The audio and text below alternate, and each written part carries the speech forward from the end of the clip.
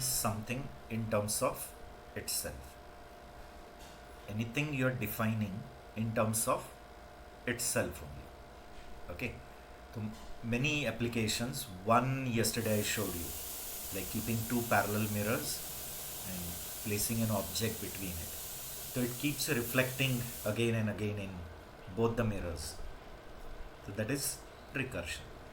Then one example of mathematics also I'll tell you, which is the best example of recursion. Okay, which we have studied long back in school days.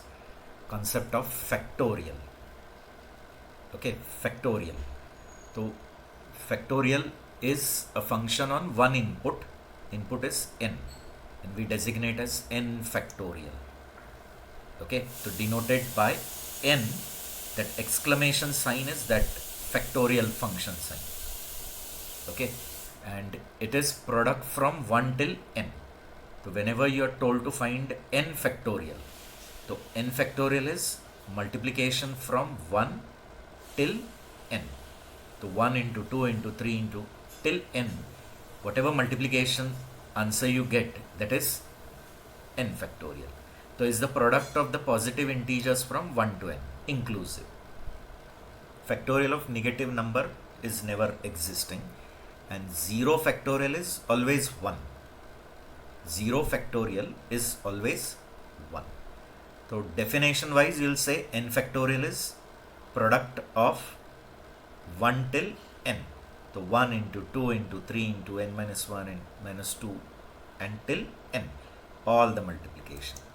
As an example I'll tell you. And 0 factorial is assumed. Means this is that input for which you are getting the answer directly. You are getting that answer directly. Okay, that is 0 factorial. Now as I said, 0 factorial is always 1. Now 1 factorial is multiplication from 1 till 1 is 1. 2 factorial will be multiplication from 1 till 2. 3, 1 till 3. Same way 4 factorial is 1 till 4, going on. But from this, can you observe that when you're calculating 6 factorial, you have already calculated 5 factorial, and to which you are just multiplying that n. Right? Means can I say 6 factorial is 5 factorial into n, or n into n minus 1 factorial? Yes or no? See here, 6 factorial is 5 factorial into 6. 5 factorial is 4 factorial into 5. Means when you are calculating 6 factorial, already n minus 1 factorial is calculated. Just you have to multiply that with that n. Clear? So in general, can I say like that? Okay, that n factorial. As I said, now when you're calculating n factorial, you have already calculated n minus 1 factorial. To that you'll just multiply n. Means can I say it is n into n minus 1 factorial? Can I describe it like this? That n factorial is that n into its previous number factorial. Okay, so in the definition of factorial, again factorial is involved.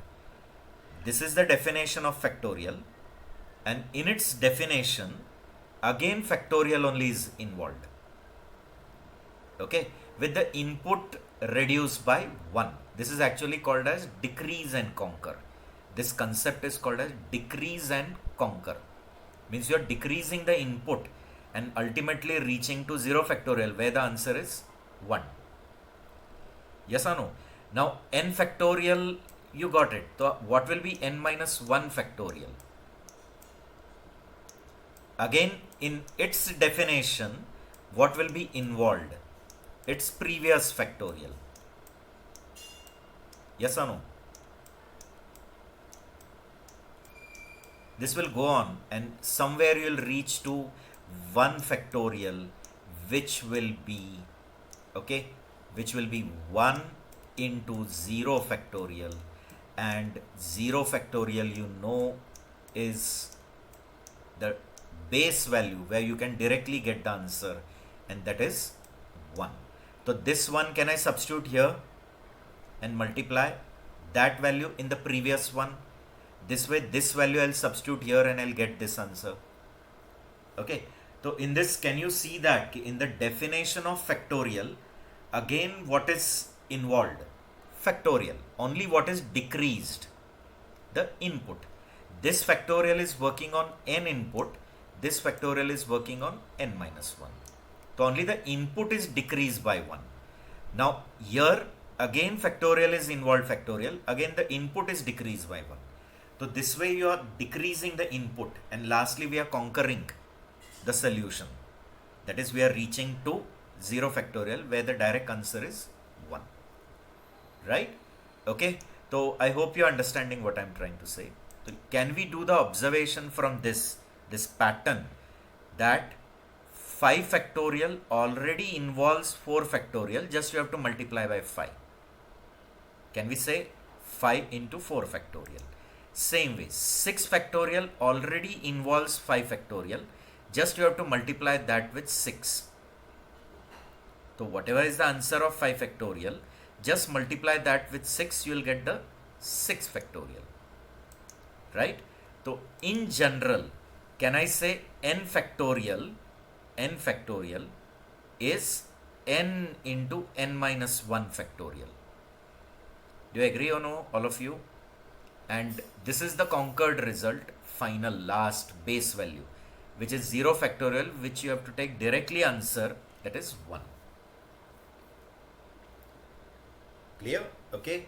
So I hope this is one mathematical example where again what comes into picture? Recursion. So in short, just you have to remember that the problem gives birth to a problem. One problem is giving birth to another problem. Correct? And that problem and the main problem is same, only the input is decreased. What is your main problem? Main problem is factorial, which is working on n, and it has given birth to again a new problem which is factorial only the input is decreased. You understanding or no? So recursions always keep giving birth to new problem, but the new problem and the previous main problem, the main problem and the child problem, the parent problem and the child problem, both are same, only their inputs are narrowed or inputs are decreased. Correct? Sometimes input increase also, increase and conquer, but commonly it is decrease and conquer. There is something called divide and conquer also. One example I'll tell you according to real life. Like if you want to do the printing of a very big poster, okay, Rajesh birthday is there and we want to put a big poster of 5-floored building, and then we are going to hang over it from the terrace till bottom. Okay, and it is a birthday wish printout. Now this huge print, we cannot take it from the printer because we don't have only printer which can print this big printout. Means our printer only cannot print this big thing. So your printer cannot give the solution to this huge problem. You understanding? Your problem P is printing on some n input, where n is the size of this poster.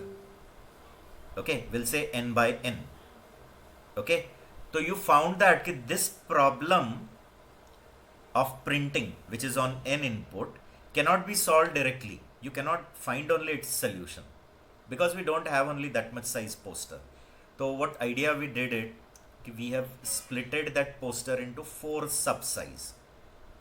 So is it going to give birth to 4 problems? Okay, with the input reduce to 4th size of the main problem. Okay, main problems 4th part. Okay, But now tell me, this main problem which has given rise to 4 sub problem, are the sub problem and the main problem different or same? What is the main problem? Printing. And what is the sub problems? 4 sub problems. Are they other than printing, or are they also printing only? What say, guys? Printing. Printing only. Only the input is narrowed. The input is decreased. The input has become smaller. Then now we have 4 sub problems. Okay, and that's 4 sub problems will also check that is the solution conquered. Have we got the solution? Means, can your printer get the printout of this part? No. So we are going to divide that each again into 4. This part also into 4. This into 4. Getting this also into 4. Correct? So will it give birth to again 4 problems? Are that 4 problems also printing only? This will give rise to 4 problems. This will give rise to 4 problem. This will give rise to 4 problem. So that 4 problems are also printing only. Only the input is narrowed. Getting? The input will become n by 16, 16, 16, 16. You understanding or no? Clear? This will go on till we don't get that piece whose printout can be directly found by the printer. So suppose we have reached to that stage where now the printout can be taken. So you'll start taking that printout. So that is the conquered solution. Now you're just going to combine it. Sticking that solution is easier. You'll stick this part, then that 4 parts, and then you'll get the last answer. Getting? But in this also, is there a recursion? Means, is the problem described in terms of itself? What say, guys? I need interaction from your side. Yes, sir. Clear? Can we say here also recursion is involved? Recursion meaning, is the problem described in terms of problem only? Our main problem was printing, and the sub problems are also printing. Only the input is narrowed. That sub problem has given birth to further 4 sub problem, which are also printing. Only the input is still narrowed. And this goes on till your problem doesn't become so small where we can get the direct answer, like in factorial, when we reach to 0 factorial, that is your smallest problem. We stopped here, and here the direct answer 1, that we gave it to the previous problem. Then it multiplied n with this answer, it gave it to its previous problem. Same way here, these 4 printouts we have taken, and it will give it back. Now back will just stick it and give it back. Now back will take all the 4 pieces and again stick it and get a bigger part. Clear? So I hope you got. So likewise, many places, now this is in the surrounding which we see. Getting? Those who are from chemistry background, they can know it. In chemistry also, many places, like in solving electric circuits also. Okay, if you have solved it, I don't know whether you have done network analysis and all. Star delta, delta star, Kirchhoff's law, Thevenin's theorem in solving electrical circuits. That time also we solve that circuits by splitting it into sub. Getting?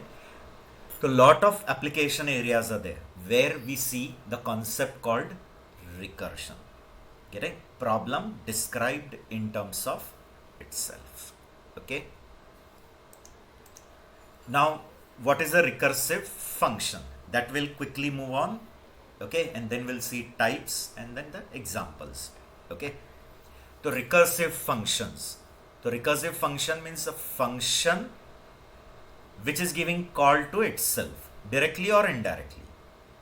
Means a function whose body contains a statement which is a call to itself. Within that body, somewhere there is a call given to itself.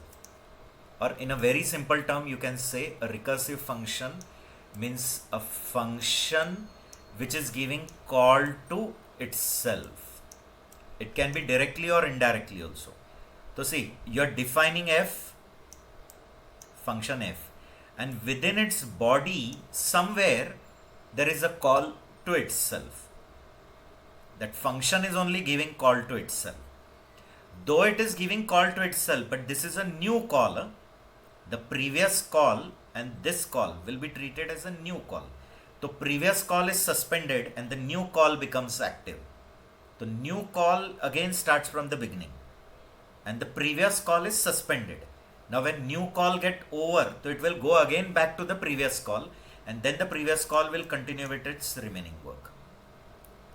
Clear? Okay.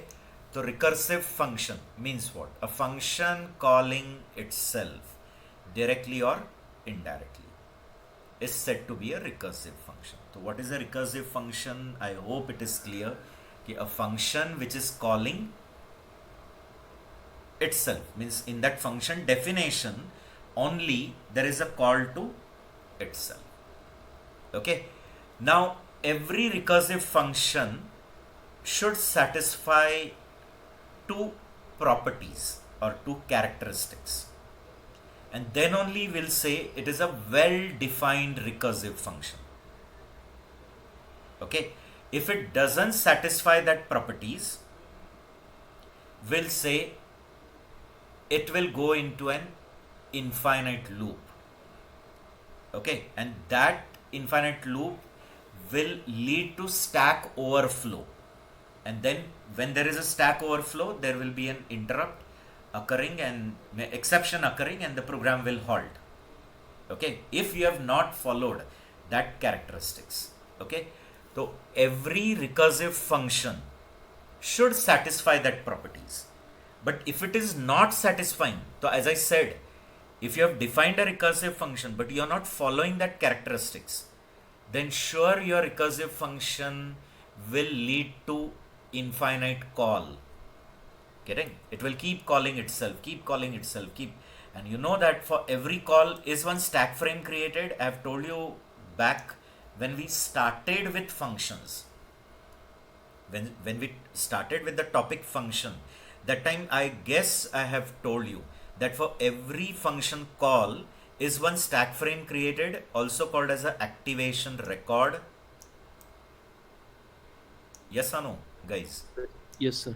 Clear? Yes, sir. Now if that function is called for the first time, so I have given one instance, my first call, in which what will be kept? The parameters of that function, whatever parameters, the local variables, parameters also local only, so parameters, local variable, and then the return address.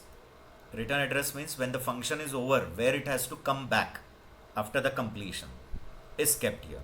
Now when that function is again inside calling itself, so is the previous call yet completed? No, no. The previous call is not completed, and before that only it gives call to itself. So the previous call is just suspended and again it gives call to itself. So is it going to share the activation, or for the next call a new activation is created?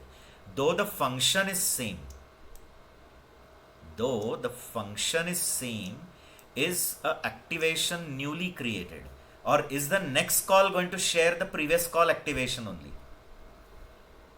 What say, guys? Common sense. The function is same, so it will share the same. Do you think like that? Think again. Though the function is same, but for every call, are the parameters going to be same? No.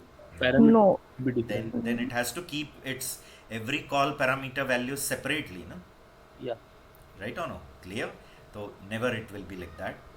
Though the function is same, but the activation is different. No? What do you say? So only while executing the current function, it will just update the ref count and the. No. Nothing like that. It will create a new activation. Because now tell me, when that function gives call to itself again, so for the next call, are the parameters same?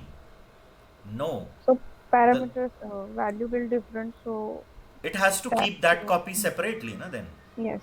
And it's local variable, because when it will call again, its local variables and the previous call local variable. Names are same, but the values are preserved differently na, for the next call. Yes, sir. Clear? So again, when that function only gives call to itself, a separate activation is created. Means you can say like, okay, this is the parent and this is the child. Child will have its own values, parent will have its own, though their names are same. Correct? So here the memory allocated will be different, guys. Though that parameter and local variable names are same, the instance is different, the call is different. No? It's another call. Correct? When this function, this is calling, first instance is calling the second instance. Previous is suspended and now the new activation, it is newly going to execute. No? So when it is newly executing from beginning, will it take its variables new only? It cannot share from the previous call. You understanding? The copies are maintained separately. If the next call again gives call, a new activation is created. You understanding or no? And that's the reason I have kept a number above it to indicate that it is a third instance, it's a fourth instance, it's a fifth instance. Copy. Clear? Because tell me, when the next call is over, it has to come back to the previous call. So when it come back to the previous call, it has to use the previous call value. The snaps are maintained. Snaps means you got, no? Snapshot means you got it. Okay, whatever the values of that variable are, of that call, are maintained separately. When it gets over, it come back to the caller, and when it come back to the caller, it will use the caller's value again from its activation. When this is over, it come back to the caller, and it will use the values of that caller from its own activation. Get it? So for every call, a new activation is created. Remember. So if you don't follow that properties, if that properties are not followed, correct? So what may happen? The function is calling itself. So will it continuously keep creating stack frames above again and again? And is there a limit of stack size? Is stack infinite like mathematics? Or is it having some upper limit? Ideally should have upper limit. Ideally it should have, and it is having. Clear? Mathematically, lot of things are there.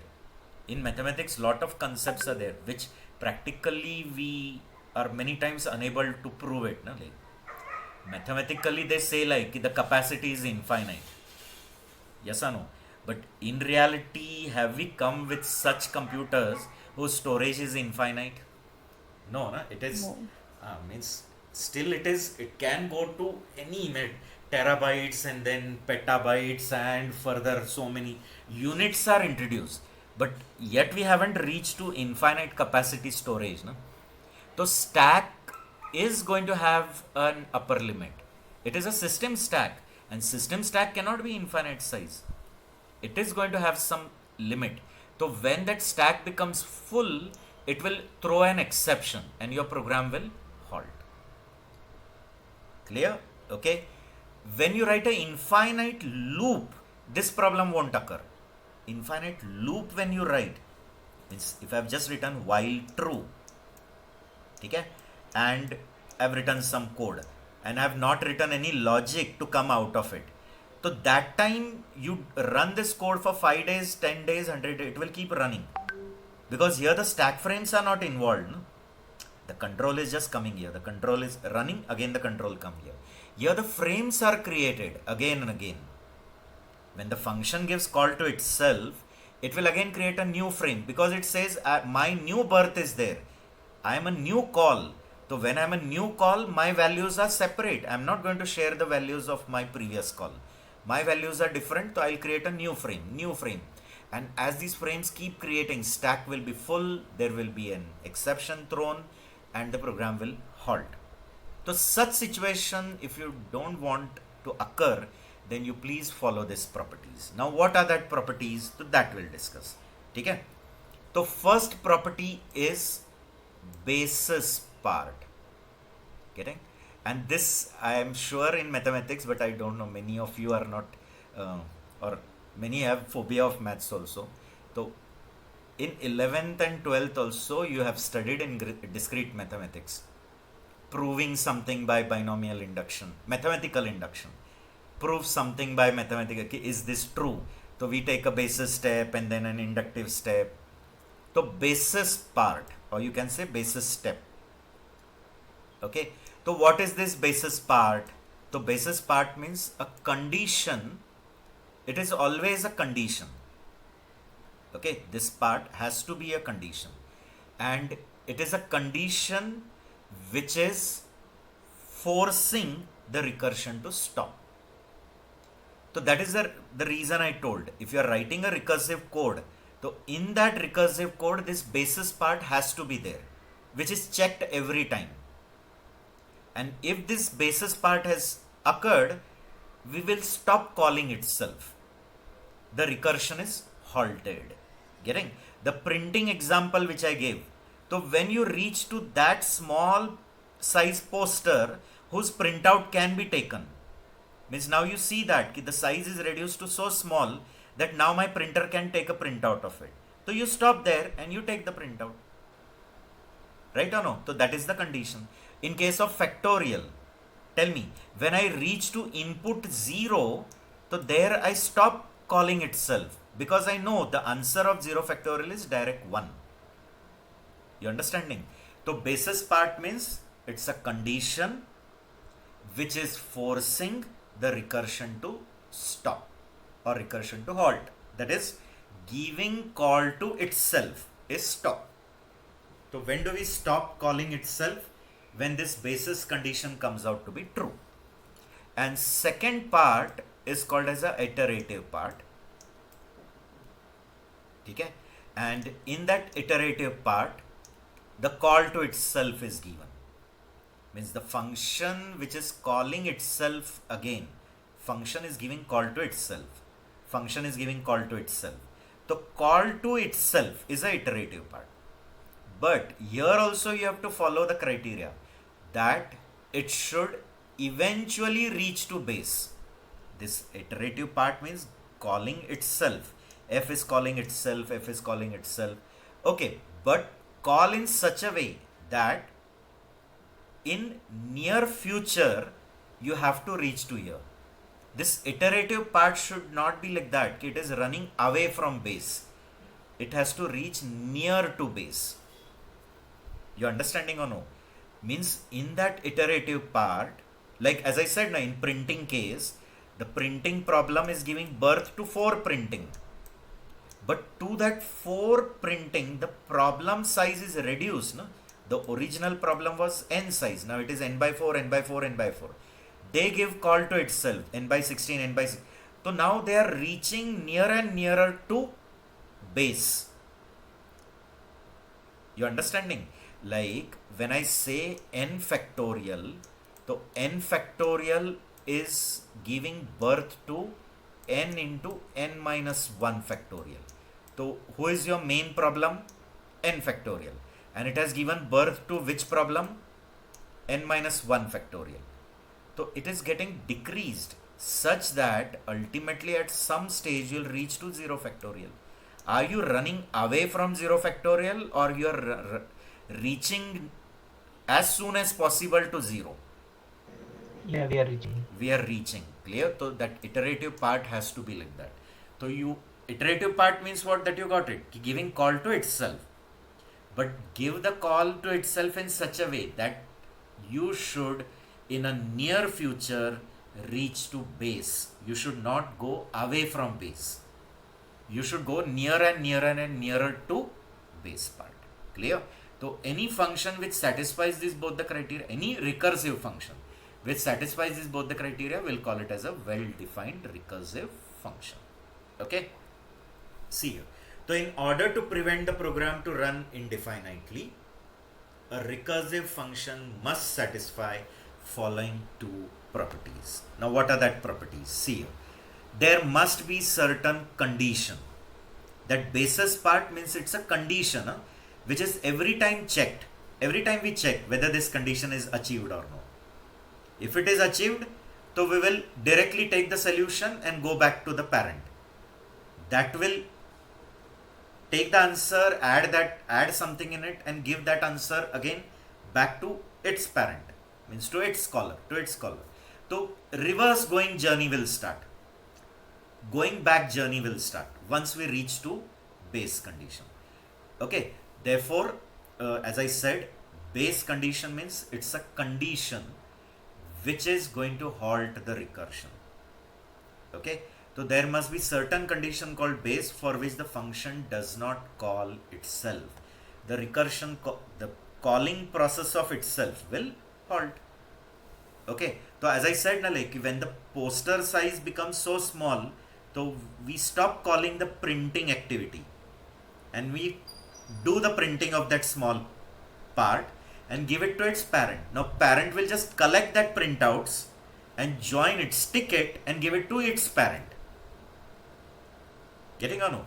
Parent will collect all the printouts from 4 children, stick it and give it to its parent. This will go on. Same concept here. Okay. And the second part I said, that is the iterative part where the call to whom is given itself.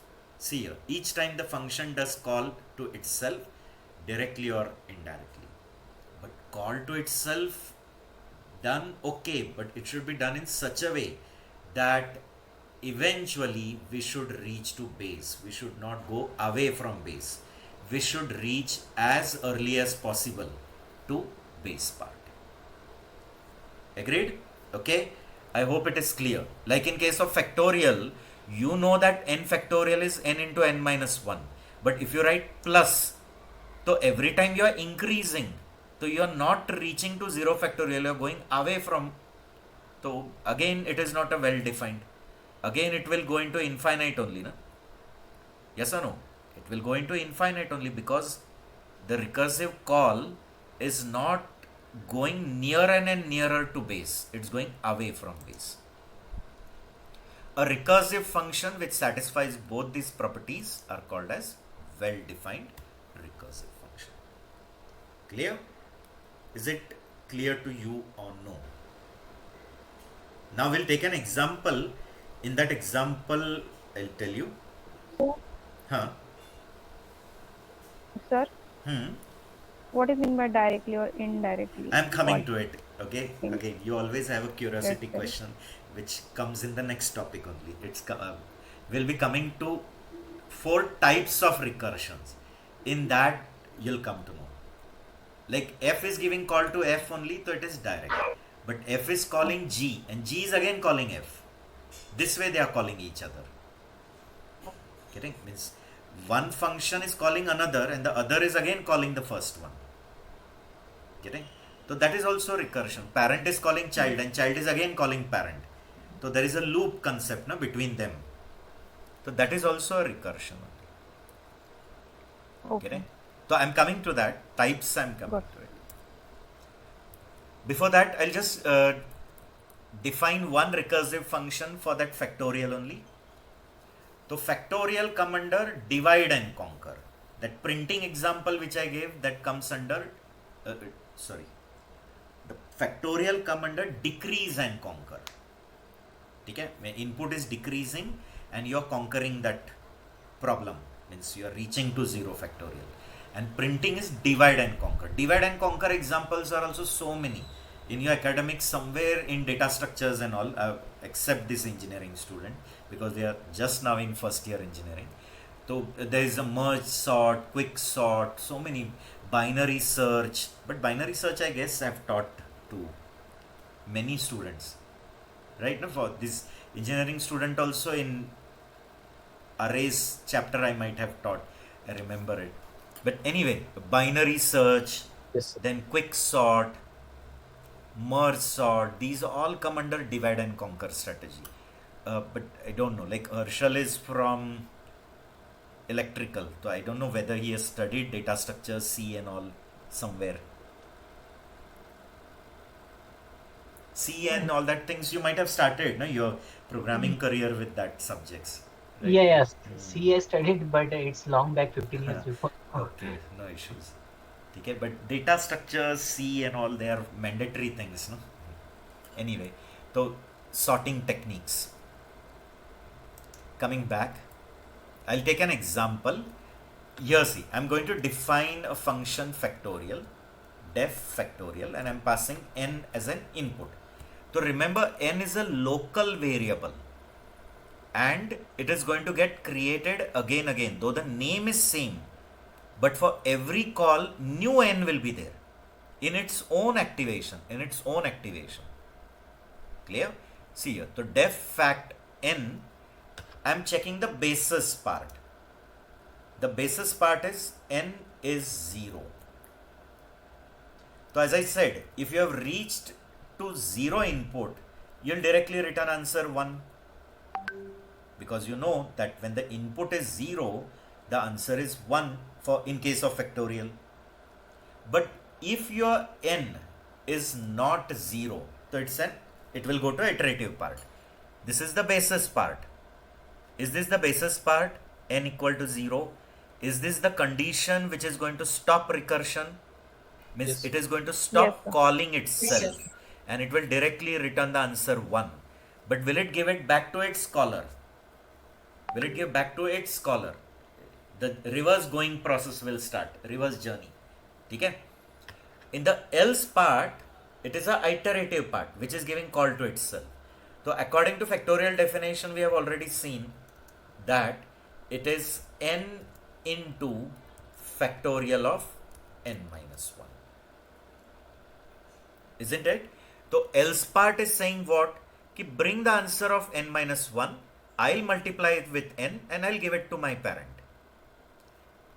You understanding? Meaning parent has given birth to child. Now child is saying what?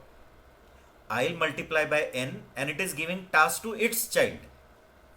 Means it is again giving birth to one more child and it is saying that please you find the answer of n minus 1 and bring me. I'll take your answer and to that I'll multiply n and I'll give it to my parent. Parent will take the answer, it will multiply with its n and give it to its parent. This way it will go on. Okay, so when we will trace it, I forgot to put just colon, that's the reason. Okay, now if you trace it, how the working will be. See here. I'll do it in Notepad, it will be more easy to understand.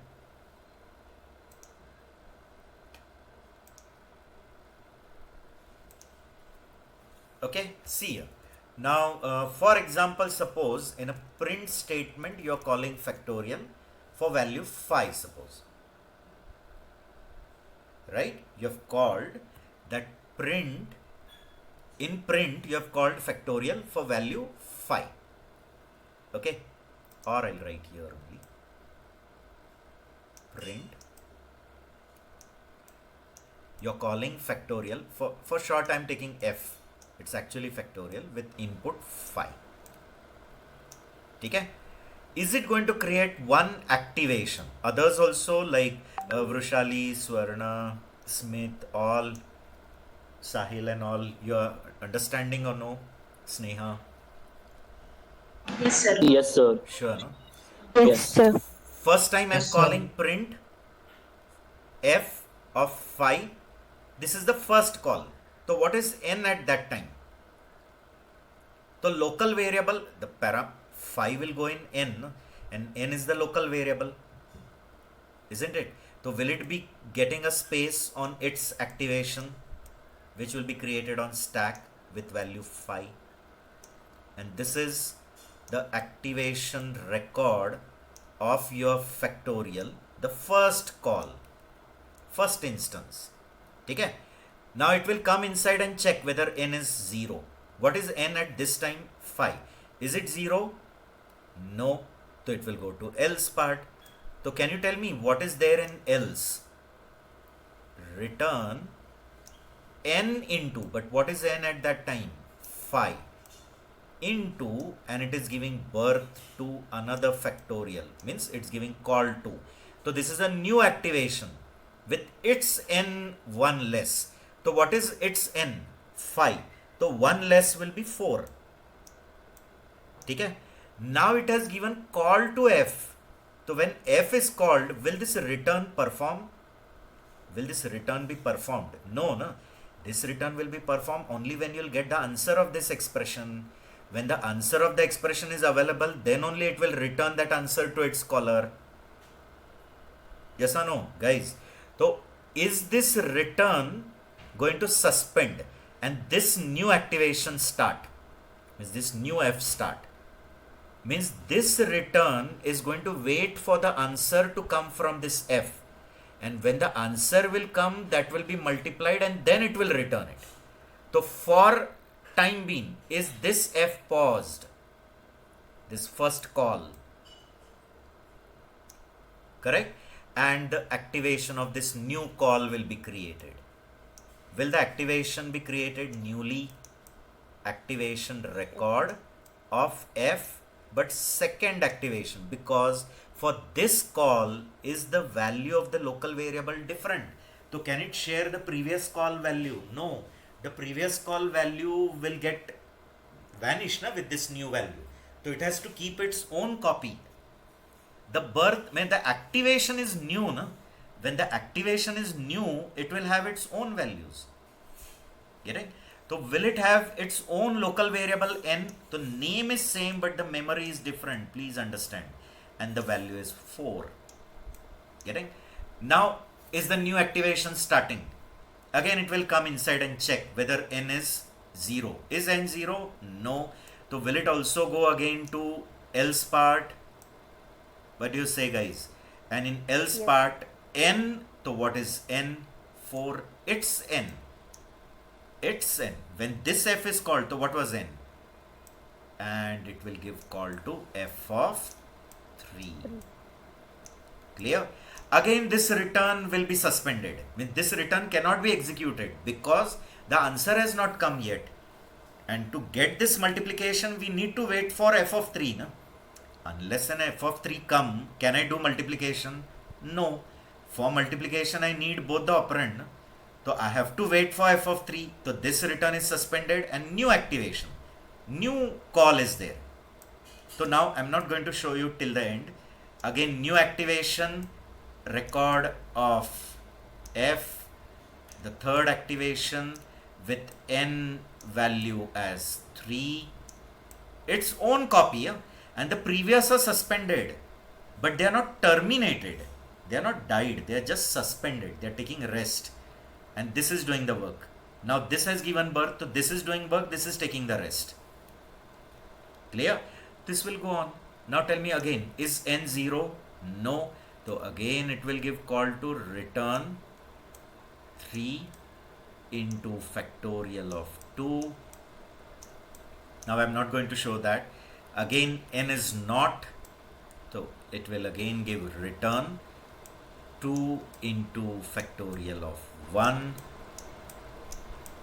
Right? And then return 1 into factorial of 0. Correct?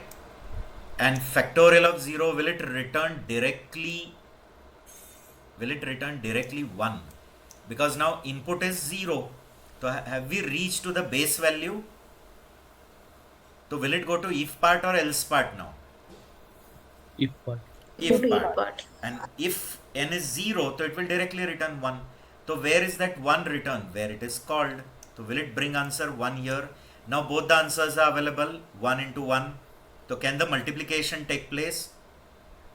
Yes. The child has bought the answer. So as child has bought the answer, will it take that answer and to that will it multiply 1?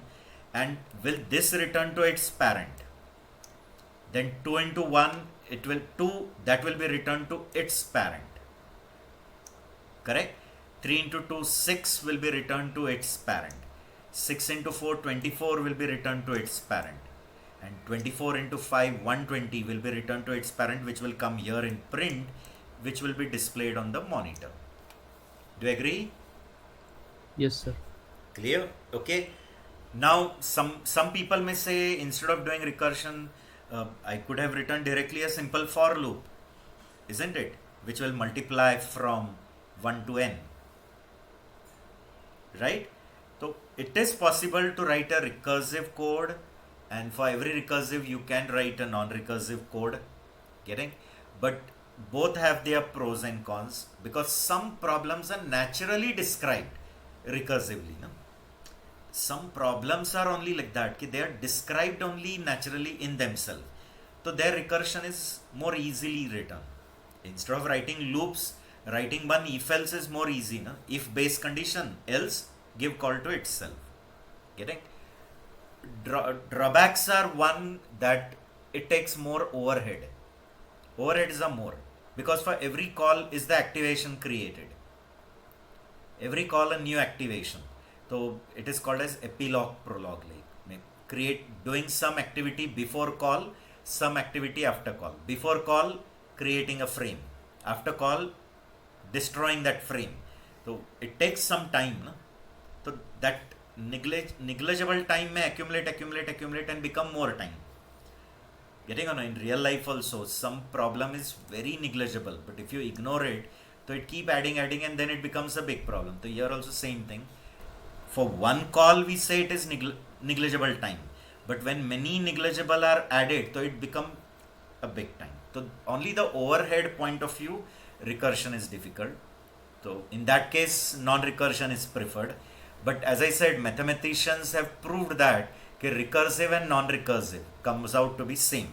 If you have studied limits and all, sometimes limits and all you have studied in your academics, 11th, 12th, sure, limits, continuity, and then derivative, integration, all you might have learned.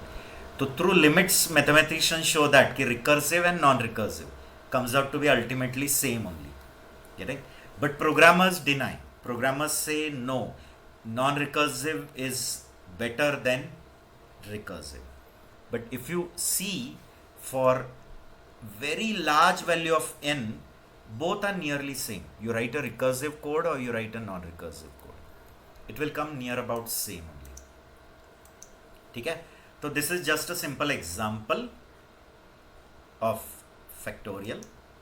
Okay, I've just accepted an input and I've just passed that to factorial and I've called in print, and this calling sequence I've shown. See here, for the first time, clear? Let this complete and then you can ask. So for the first time I have called factorial of 4. Example, I have given input 4, so fact of 4. So is 4 0? No, so it come to else part. 4 into fact of 3. That 3 is not 0, so it gives call to 2. 3 into fact of 2, 2 into fact of 1, 1 into fact of 0. And when it becomes 0, it returns 1 directly. But that 1 come back to its parent. Now these both are multiplied and the answer is brought here. These two are multiplied, answer is brought here. Multiplied, answer brought here. Multiplied, answer brought here. Okay? Okay? The same concept, you can study this in more detail. I have shown how the return happens. Okay? Okay, now he was asking something. Sanjay, I guess. Sir, if we compare looping and recursion, don't you think recursion will take more resources than looping? That's what I said, no? Like I said that space complexity and time complexity, if you find out, okay, so you think it is recursive is taking more, but ultimately as n tends to infinity, both come out to be same. Getting? Like if suppose I'll show you, like if you consider a loop, okay, and if you consider a recursion, so if it is a recursion, one frame, okay, will take some space for n, okay, and something for return address. It will take one word for return and one word for n. Assume like that. Okay? So how many words it is going to take? This n, it will take one word, and one return address, one word. So take it 2. And like this, how many frames are created? Are n plus 1 frames created? 1 for failure also, no? See, if it is 5, so are 6 frames created? Yes or no, Sanjay? And others also. So how many total frames are created? N plus 1. N plus And And multiplied by 2, assuming 2 words for 1 frame. ठीक है? 2 words, one for return address, one for n. So 2 words for 1 frame, and likewise n plus 1 frame. This is recursively, right? So in case of recursion, how much space you take? 2 into n plus 1. And if it is non-recursive, okay, so there also how much it will take? Approximately, correct? If you consider the loop and all, for loop, okay, so in that case also approximately that much only come if you take a for loop and all. But sir, in here we are calling function again and again. Means it's just like allocated memory again and again. Yes. But in case of looping, that is not happening, na? So you are saying about what? So in case of for loop, you'll create one counter, one s. Okay. In case of space, you can say like that. Ki space of recursion is more. Getting? And non-recursion is less, because it will take one word for your answer and one word for a counter, and then you'll say f is equal to f into I, right? F into f is equal to f into I, again and again you'll keep multiplying and you'll vary I from 1 till n, right? So one word for f and one word for that I, so 2 words. Okay, space point of view it is okay, but mainly we have to concentrate on time, because never in coding we focus more on space, because say space is abundant with us. Normally programmers say that actual focus is to be done on time complexity. timing. Clear? Means two algorithms, like one algorithm and another algorithm, both are giving the solution to the same problem. Getting? So space is also one factor, but in the modern programming, space is a negligible concept. They'll say timing is important. They say space we have abundant, we have large amount of RAM and all, so not an issue. But main is which factor? Timing. Which is giving more quickly answer, that is the best algorithm. Getting? So that point of view, if you see, correct? So here also your for loop is going to work for n plus 1 time, 1 for failure and n times success. So will it come out to be as n plus 1? Getting? And if you take a recursive code, it is coming twice n plus 1. Okay, so scaling wise you can say this is double of this and all, but mathematicians say as n tends to infinity, both are same, it will come out to be constant only. Like if you take a limit of this,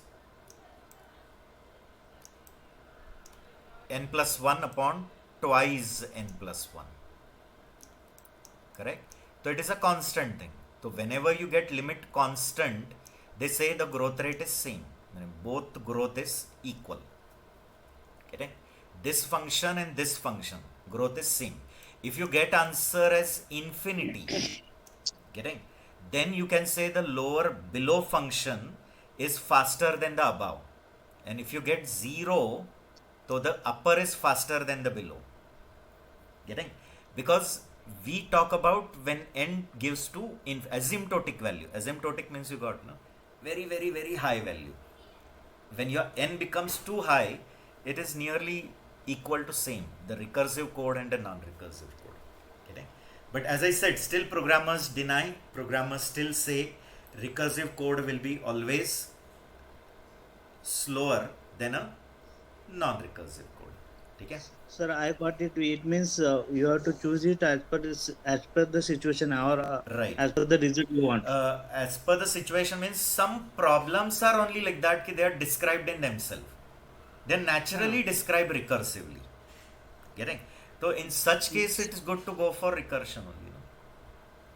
Okay, okay. Means sometimes you have to give priority to time, and sometimes you have to give to priority for memory, like that. Yes, yes, yes. Right. Yeah, Okay. I got it, sir. Situation, that is the smartness of a programmer. Programmer Uh, has to apply the smartness. Clear? yeah. Sir, here just one thing. Sanjay, I guess not depends on the priority. It totally depends on our requirement, I guess. If your requirement is saying you have to reach to n minus 1 only, so although there is a big program, but you have to go with our traditional approach. But if you want to go for a infinite, then minus 1, then so basically it totally depends on our requirement. So performance wise, recursion is very good compared to our traditional loop concept. uh, then again, it's actually a I'm just trying to correlate with my technology where I'm working on mainframe, Okay. where each and every functionality is depends on the job, and each and every job whenever executing there is a associated IBM, like a monetary stuff. I mean the charges will be applicable. So if the things which are faster, we are working on that and we are calling it as an demand management performance improvement activity. So I'm just trying to correlate with that. Means he wants to say that if there the cost factor is concerned with space, so you will obviously try to look on space, minimum space. If there the cost is going to be concerned with timing, so you look on timing factor. So that's what I wanted to say. Like priority means you want to focus on time, or you want to focus on resources, like that. But again, at the end, as I said, ultimately it comes out to be same only in mathematical term. Practically, you can say it is different. Practically, like you can say कि recursive code is more slower than non-recursive. But as I said, now if you take a limit of both the functions, it ultimately come a constant value only. And according to mathematical concept, when two functions limit is constant, they are nearly same. Their growth rate is same only. That growth rate is to be considered when your input becomes too large. When the input is very large, that time they are near about same. Okay? And some problems are naturally described recursively. No? Their definition is in such a way that they are described only in terms of themselves. So in such case, instead of going for non-recursion, it's better to go for recursion, because it's a easy to give the solution. No? To find the solution, it becomes more easy, no? To write such problems. Quickly, we'll go through the types of recursions. Okay. Now recursion types are, one is a direct recursion. Direct recursion means when a function gives call to itself, like A gives call to A. Example which I gave, factorial. Factorial is an example of direct recursion. Okay, where A is giving call to A only. There is an indirect recursion also. Indirect recursion means when A is calling B and B is again in turn calling A. A gives call to B, B gives call to A again. Okay, so that is an indirect recursion. Then we have tail recursion. Now tail recursion means when a recursive function doesn't perform any task, okay, after coming back to its caller or coming back to its parent. So when that function call is over, it comes back to its parent, but after coming back to parent, it's not doing any task. Means the parent is not doing any task. Parent is simply just going back to its parent. It is going back to its parent. Means when the recursive function over and it come back to parent, parent is not having any useful task to do. Only the reverse going journey start. Like this example which we took is not a tail recursion. Why? Because in this case, when the function get over, it come back to parent, but the parent is having task of this multiplication. It takes the answer from the child, and after the answer is collected, it has to multiply it with n and then give it to the parent. So is the parent having some work? Yes. After the child brings the answer, parent has to do some work and then give it back to its parent. Then the parent will again do some work and give it back to parent. So if suppose this multiplication part would have not been there, We have such examples also. Tail recursion example is best binary search. The binary search algorithm just finds the index and just gives that index back to parent. Parent gives that index to its parent. So if this part would have not been there in the return, if this part would have not been there, then we'll say it's a tail recursion. Why? Because after the recursive function get over and it comes back to parent, parent is not doing any useful task. Clear? And there is fourth one, which I'll come to that part also. Okay, first we'll just describe this. My animation sequence went wrong, therefore first we'll complete this. So when a function A gives call to itself, A gives call to A, it's a direct recursion. Indirect recursion means when A gives call to B and B in turn gives call to A. Okay, so when a function A gives call to function B and function B in turn gives call to function A, so it is indirect recursion. Okay, then comes tail recursion. Now indirect recursions are there, like you are told to find out, okay, summation of digits of each number, and that too you have to do it for many numbers. Okay, so what is happening? The main problem is also recursive, and in that the sub problem is also solving itself recursively. This is finding out some answer by giving call to itself, and then this is called here, but this is also calling itself again. You understanding, no? A is calling itself again, but in that B is also called, which is also calling itself again called, answer bot come here, then A also gives call to itself again. So that is an indirect recursion, means A is giving call to B, B is giving call again to A. Then comes tail recursion. Now tail recursion, I told you, when the recursive call doesn't perform any task after its return. So when the child is over, come back to parent, parent is not having any task. It just takes the answer and gives it to its parent. Parent gives that answer to its parent.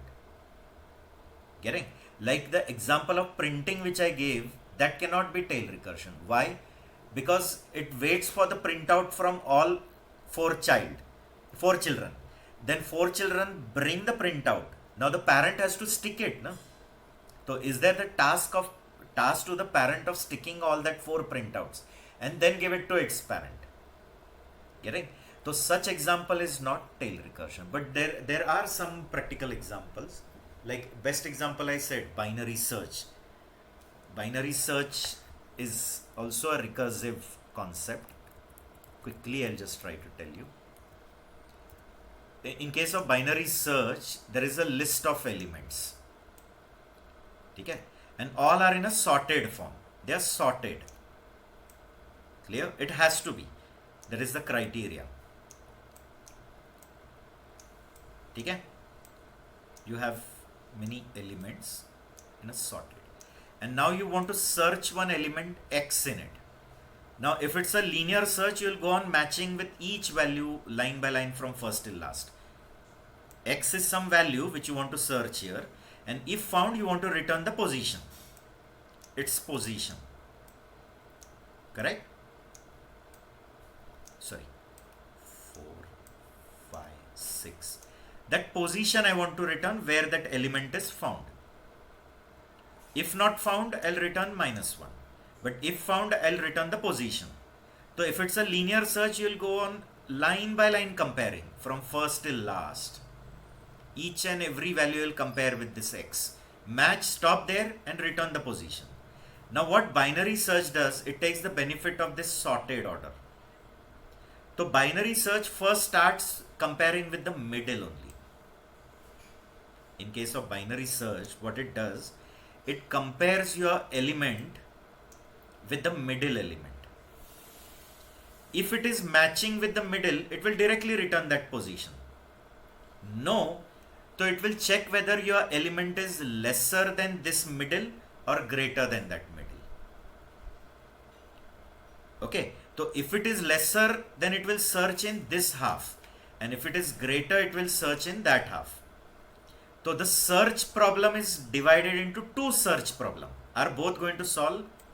Main problem is search, and it has given birth to two search problem, but any one is going to get solved, which is n by 2, n by 2. You understanding or no? Clear? So main problem was searching, and we started comparing our value with the middle. If it is matched, stop and return the position. No, to check whether it is lesser or greater. Greater than search in this half, lesser than search in this half. You got it? So main problem gave birth to two problems. Any one from that are going to solve. If this solved, then this is not solved, or vice versa. Now if this first half we are solving, means searching, if your x is less than 8, you will search in this half. If your x is greater than 8, in that half. Again same, that half's middle you will take and match the value. If found, return the position. No, to check whether it is lesser or greater. So that is again going to give birth to two problem. Any one is solved. So somewhere if it is matched, so you get the position. So that position which you return, the parent returns to parent, parent returns to parent this way. Once we get that element, we just return the position. Is the parent doing any work? No, parent is just taking the position and giving to its parent. Parent is giving that position to its parent. So that time it is a best example of what? Tail recursion. Because in this, when the recursive call is over and it comes back to the parent, in the parent it's not doing any task. When a parent is not doing any work. Is this binary search convinced that it is in a tail recursion? Yes or no, guys? Here only what we are doing,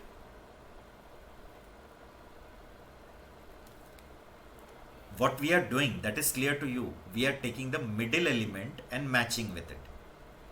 If it is matching, okay, we'll return the position. But once we get that position, is this position changed when it goes to the parent? No, parent will simply give that position to its parent. Parent will give it to its parent. So parent is not having any useful task after the search is over. You understanding? Parent is simply propagating that position to its parent, and finally it will come to main parent. It will just print it or give it to the caller. You understanding or no? Clear? So just give me confirmation. So in short, the final result is not modified. Pardon? The final result is not modified. Exactly. You can say that way also. See, you have added in my knowledge, clear? Or you can say in my literature you added one line, clear? Or in my explanation you added that the final result is not changed. Getting? Means the last where the recursion is stopped. So whatever answer you have got for that place where the recursion stopped, the same answer is just propagated back, and then you get that thing. Getting? Like in case of factorial, the answer is modifying. That 0 factorial is 1, you give it back. It is multiplied with 1, that 1 back. That is multiplied with 2, then 3 with 2, 6, then 6 with 4, 24, 24 with 5, 120. So the final answer is changing. Getting? So that is not a tail recursion. So ultimately I hope you got it. What is a tail recursion? So when the recursive call doesn't perform any task after its return. And last is a tree recursion. Okay. Now tree recursion means when a recursive function gives call to itself more than one time. It is calling in its body how many times? More than one time. Okay. Factorial is giving call to factorial once only. Yes or no? See, factorial is calling to factorial once. That factorial is calling to factorial once only. Means in this factorial only, is factorial called more than one time? Have you seen more than one call in this whole body? In this whole body, how many times factorial is called? Only once. Okay. But can I say that printing example as a tree recursion? Is the main printing giving birth to 4 printing? Binary search also I cannot call. Why I cannot call binary search as tree recursion? because were that both binary search solved or any one from it? In case of binary search, what I said, in that array, which is a sorted array, we take the middle value and we compare our value with the middle. If match, okay, return the answer. No, to check in this half or that half. Do we check both the half or only one half? Either the right half or either the left half. So, okay, main problem has One given birth to two problems, but are both solved or any one is solved? Is only one solved na, from this two? One of them, yeah. So that is not a tail recursion. But the example of printing which I said, main printing gave birth to 4 printing. So is this main printing going to wait for 4 printouts? It will wait for 4 printouts to come so that it can stick that 4 printout and it will give you the main printout. Again, they have given birth to 4 printouts. Meaning in that function, is there a call to itself 4 times? In that main function, there is a call to itself 4 times. Okay, example of sortings are there. Quick sort, merge sort. They are the best example of tree recursion. Or other example like Fibonacci series, like Fibonacci number, Fibonacci term. Clear? It is described like this. Fibonacci nth term is previous 2 terms addition.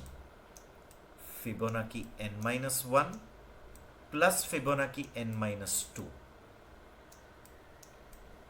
So previous 2 Fibonacci's addition is nth Fibonacci term. Okay, but here also there has to be a base. No? But tell me, is it a recursive function? Why? Because the function is described in terms of itself. Okay, and are these both recursions called? Yes, and they both are going to bring answer and it's going to add it and then this answer. But here some base is considered, like Fibonacci 1 is 1 only and Fibonacci 2 is also 1 only. Means the first Fibonacci term is 1 and the second Fibonacci term is 1 and henceforth it will go on. So third Fibonacci term will be addition of this 2. Getting? No? Fourth Fibonacci term will be addition of this third and 2. It will go on. The next Fibonacci term is the addition of the previous 2. Next Fibonacci term is addition of the previous 2. Okay. So in this, tell me, in this recursive function, is the function giving call to itself more than 1? See here. Like if I define def Fibo for n. So what is my base value? N is 1 or n is 2. The first term and the second term is, if the n is 1 and n is 2. So it's my first term, second term. So I'll return directly 1. Otherwise, okay, I am going to return Fibo of n minus 1 plus Fibo of n minus 2. Clear? So is the recursion giving call to itself more than one time? Both are solved and both answers are added and then you give it back to its caller. This answer and this answer is added and then you give it back to its caller. So how many times it is giving call to itself?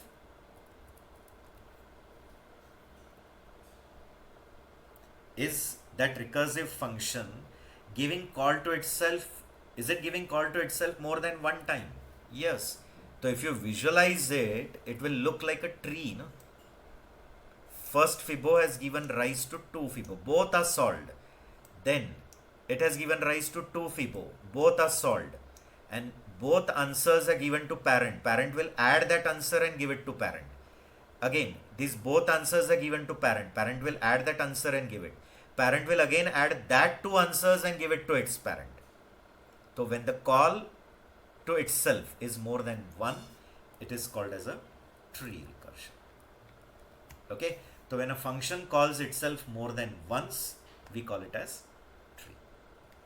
Okay. So I hope it is clear. The types are clear to you. Isn't it, guys?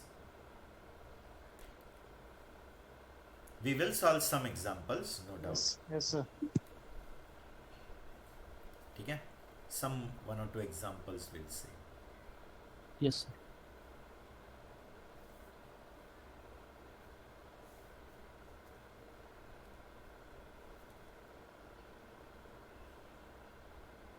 Using lambda expressions, we can't use the recursion. Recursion, because the name is not there na, with us, the parent's name. Right, yeah.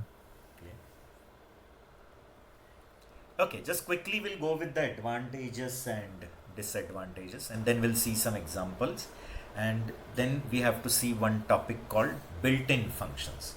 So as many built-in functions at this moment I can tell you, I'll give you, and then there are few more to be learned in the remaining chapters. Okay, so recursive functions make the code look elegant and clean, which you should admit. Instead of writing a for loop, okay, for loops and loops, instead of that, if I go for recursive, it looks very simple, like a base condition and an iterative part. So as I said, like this is more easy when the problem is only described in that way. If the problem is naturally described in itself, it is good to solve using recursion. Okay, because your coding efforts are reduced. So recursive function makes the code look elegant, clean. Then especially when your complex problem is divided into smaller problem, and those smaller problems are again of the same type as that of the bigger problem. What the big problem was and the small problem are. So the small problems and the big problem, the types are same, only the inputs are getting narrowed. The inputs are just getting narrowed, but the problem type is same. So that time also recursion becomes more easy. In such case, a complex task can be broken into simpler sub problem using recursion, because that sub problem and the main problem is of the same type, only the input is decreasing. Printing. Best example is printing, right? No? Only the disadvantages, as I said, sometimes to understand recursion becomes difficult. If you're told to trace it, if you're doing the dry run on some values, if you're tracing it, how it works, correct? So sometimes it leads to confusion.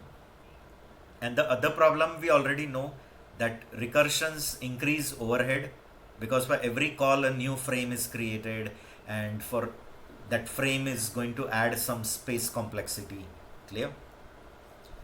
So sometimes the logic behind the recursion is hard to follow, means to understand. If you trace it, how it works, so it may become a little difficult. And recursive calls are expensive as they take up a lot of memory and time. But this is from the programmer's perspective. Mathematicians still say that a recursive and a non-recursive code is nearly same, because they think from asymptotic value. Asymptotic values means n tends to infinity. So when they say when n is very, very large, that time near about both the algorithms are same. Get it? And that's the reason we were taught with limits and all. Na? Many used to think at that time 12th, why we learn these limits and derivatives. Derivatives are everywhere in real life, right or no? But integration and all, why they have taught us all that things? Clear? All things are applicable everywhere. Okay. So recursive functions, and again hard to debug also. If you want to trace it, the debugging is difficult. Debugging of non-recursive is quite easy. So these are the basic things. In advantages, you can add one, like some problems are naturally expressed using recursion. So that time recursive solution becomes easy for you to type or to code. Coding a recursive code becomes easy. Okay? Then we have to see some built-in functions. Okay, but I'll just go with the time. We have 5 minutes, so from that few we will learn, and then in next session some time, okay, we will give for some recursive examples. Okay, At least 2-3 programs on recursion will solve. Some programming assignments on recursion. And then we will proceed with the next chapter. Okay? Now we'll come to built-in functions. Now built-in functions, I already told, those functions which are not in any module. They get loaded in some shared memory. And they are available to all the scripts. So built-in functions are, in short, going in which scope? Is it going in local scope, enclosing scope?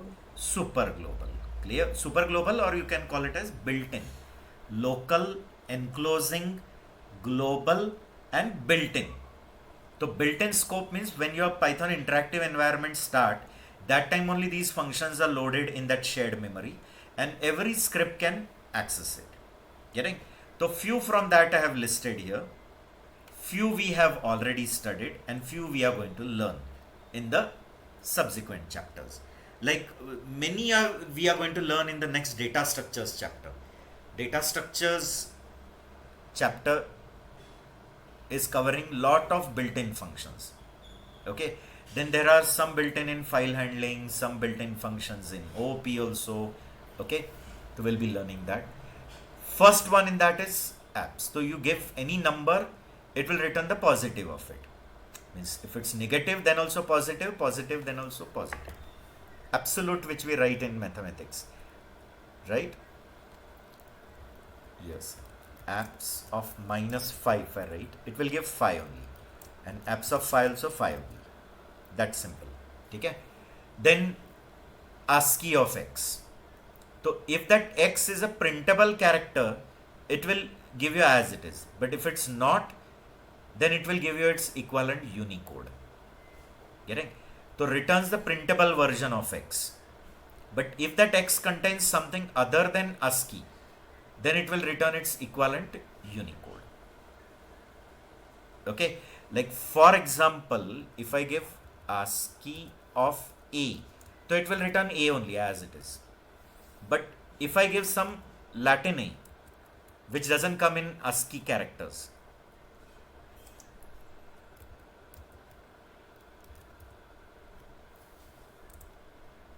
any Latin letter, if you can see, we'll just copy paste it.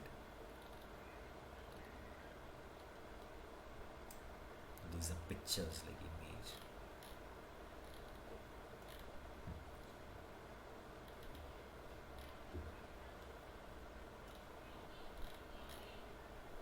From here I can paste. See this one. Print ASCII of that character. So now this doesn't come under ASCII set. So it will return its Unicode. Getting? See here. Unicodes are always in hexadecimal form. Right? It's in a hexadecimal. It's not a binary. It's a hexadecimal. It is 257. 16 raised to 0, 16 raised to 1, 16 raised to 2. So 16 raised to 2 is 256 plus 1 is 257. It's actually 257, remember. Okay. So when the character is normal ASCII, so as it is, but when the character is not ASCII, it returns its equivalent Unicode. Then bin, oct and hex, these are not new to you. In the past somewhere I've told you, bin will return the binary equivalent, octal equivalent and hexadecimal equivalent. Okay, like binary of 15 if I write, so it will return 4 ones, right? No, if I give 10, so it will return 1010. What value you give depend on that. Binary of 13 if I give, getting to 1101 it will return. So what value you give depend on that.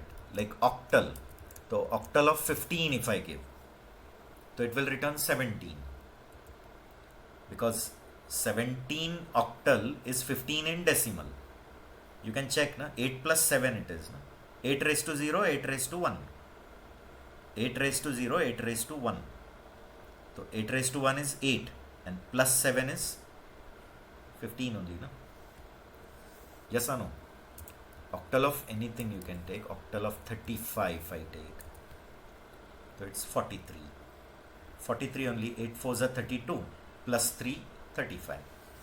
Same way hexadecimal. Hexadecimal of 35 is 23. 16 into 2, 32. 32 plus 3, 35. It is 16 power. No? This is 8 power. Quickly you should be able to do. 8 power 0, 8 power 1. This is 16 power. 16 power 0, 16 power 1. Okay. So whatever value you give, it returns its hexadecimal. Okay. Then div mod will return a tuple containing quotient and remainder. But we'll cover from 6 till 10 in the next session. Assume we have stopped at 5.